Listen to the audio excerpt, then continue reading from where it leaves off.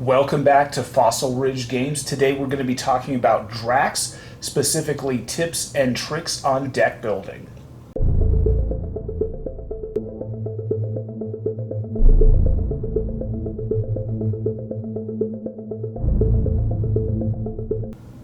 First off is survival. Drax is going to have a really heavy and high survivability in this game. He's going to start with 14 hit points, which is kind of on the higher end of heroes. In addition to that, he has some additional cards that help him survive. So the first one that we're going to talk about is Too Stubborn to Die. This is kind of a throwback to the old Captain America hero deck where you could basically suffer lethal damage and basically come back. This is kind of an homage to that. And if you do go down, you can remove this card from the game and reduce his hit points to 4. Mantis is a great card and kind of ties into the survival theme. You can exhaust Mantis and deal 1 damage to her to heal 3 damage from an identity. I think really the best target would be Drax. Obviously you can use this on allies or other heroes, which is fantastic. But for the most part, you're going to be using it on Drax. Drax's main hero mechanic gives him a combination of regeneration in conjunction with higher attack values. If he does get hit specifically by the villain, he's going to build up what's called a vengeance counter. So I'm just going to represent it by putting it on him currently. And for each vengeance counter he gets, his attack, so his basic attack score is going to go up by 1, so it's going to go to a 2, and then a 3, and then finally up to a 4. Now once he's capped out and he has 3 of these tokens, you can't add any more tokens onto him, but instead of adding a token, you get to draw a card from your deck. So these vengeance tokens are really great for accelerating his attack, but it also gives him the ability to regenerate very quickly, and I'll show you that in 1 second. When you flip Drax to his alter ego form, what's going to happen is you're going to be subjected to this forced response, and you're going to have to remove all of the vengeance tokens from him. And when you do that, he's going to regenerate 2 hit points worth of damage for each vengeance counter removed. So you can regenerate anywhere from 2 to 6 hit points immediately just by going to alter ego mode. In addition to that, he has a 4 base recovery value. You throw in a copy of Downtime in your deck, and then that jumps to 6. Something else I also had fun with was throwing this recuperation card into the deck.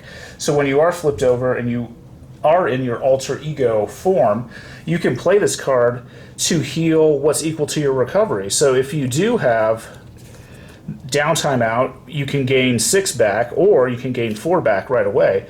So when you flip him and he has all of his vengeance counters, that's 6 points, then you can recuperate for another 4 points, and then if you wanted, and if he wasn't fully healed at that point, you could even exhaust him and do a separate recovery action, which is absolutely wild. So when it comes to regenerating him quickly, I don't think any other character in the game can heal this fast, and then he can get back into the fight early on in the next turn, and you don't have to worry about spending multiple turns recovering and regenerating.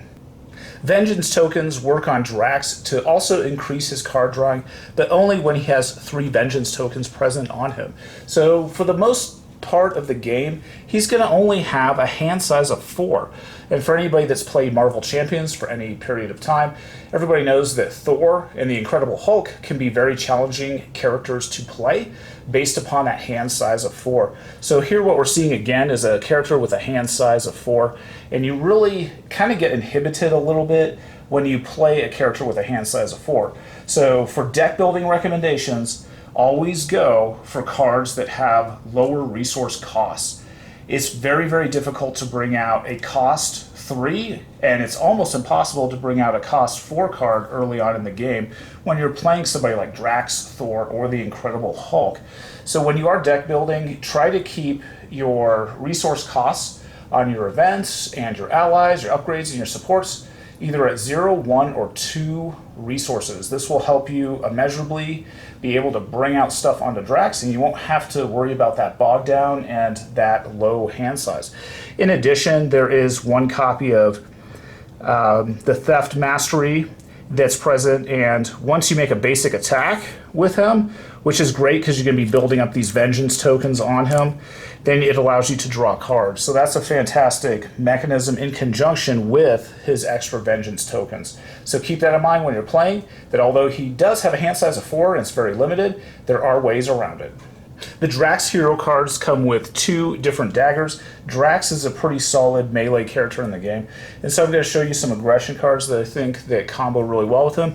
But first and foremost, let's understand what his 2 different daggers do. They're both restricted, which means you can only have 2 restricted items on Drax. Obviously, there are no other restricted cards, so unless you add them to the deck, you don't even have to worry about that mechanic. So the first dagger, Drax is going to gain a +1 attack, so he's going to be at a 2. And the second one is going to give him Retaliate of 1. So he's going to be more prone to defending against the villain or just taking hits from the villain. And as such, his Retaliate option is great because it can kind of chip away at the boss. It's very nice, Retaliate 1, to kind of get rid of those toughness cards that are on the villain if they start building up. So when I play aggression with him, I think it's pretty natural to bring back some old favorites. And one of them is Mean Swing.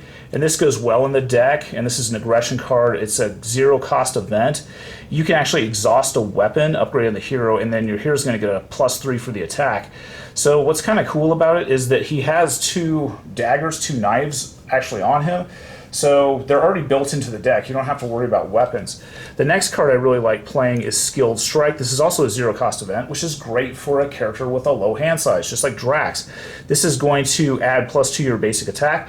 You can kind of pile these on together and really boost Drax's attack output significantly, and it's a kind of fun way to do it.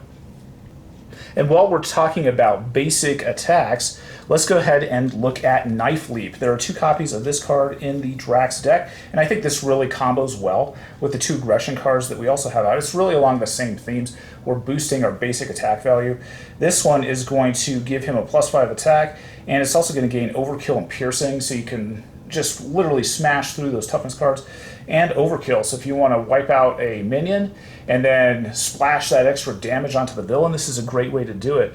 So I think this fits very well into the aggression combo. In addition to this, Knife Leap, you're going to cut the cost of Knife Leap by 1 for each vengeance counter on Drax. So when he's fully powered, Knife Leap is actually free to play. It's a 0-cost event, and it's absolutely fantastic, and it's a blast to play. Drax has pretty minimal threat mitigation in his deck. There's 2 copies of Intimidation, which allows you to remove X threat from a scheme where X is equal to your attack. So just remind yourself that as those vengeance tokens are building up on Drax, his natural attack power is going up. So this card combos really well with that. I think all in all, Drax kind of has a hard time dealing with threat. And something I found that worked really well was actually playing the Justice aspect with him. So I'll kind of go into that a little bit later and show you some of those cards. Next up is Fight Me, Coward. This is a way to sort of accelerate the amount of vengeance counters that Drax has on him. You can kind of build these up a little bit quicker than normal, and it allows you to draw a card, but you also get to ready Drax again. So once he's super powered and he has all those vengeance tokens on him, he's going to be fairly dangerous to be around with a basic attack of 4, and that's without his weapons and his knives active. So you can kind of really chip away and do a lot of damage if you're readying Drax multiple times per turn. The next 2 cards I really like. I think they're super powerful and super easy to play. First one's Parry, and what you can do is you can double your attack value for a defense action. I know this sounds a little bit strange, but whatever his attack is currently at, so let's say he has all those vengeance counters on him and his attack is sitting at a 4, you could play Parry down to soak up 8 points of damage. That is absolutely fantastic, and that helps you survive and stay in hero form.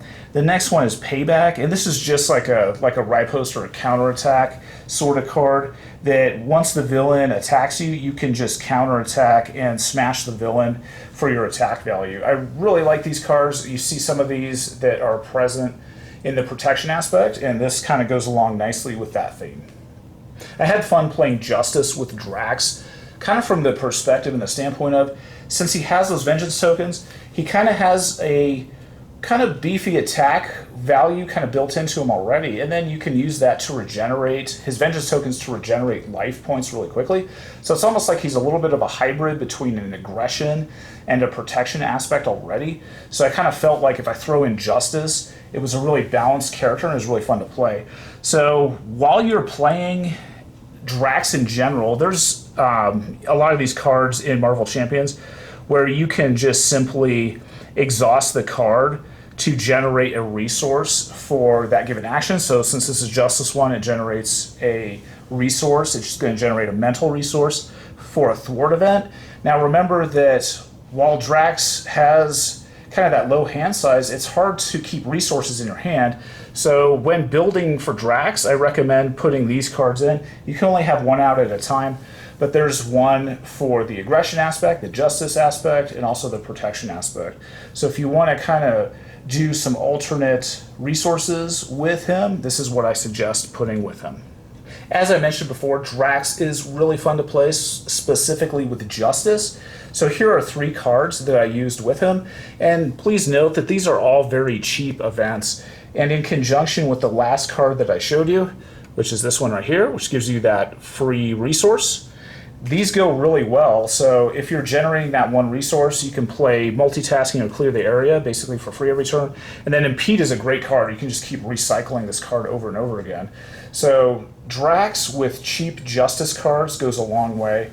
And I think it's a really cool combo, and I highly recommend checking it out.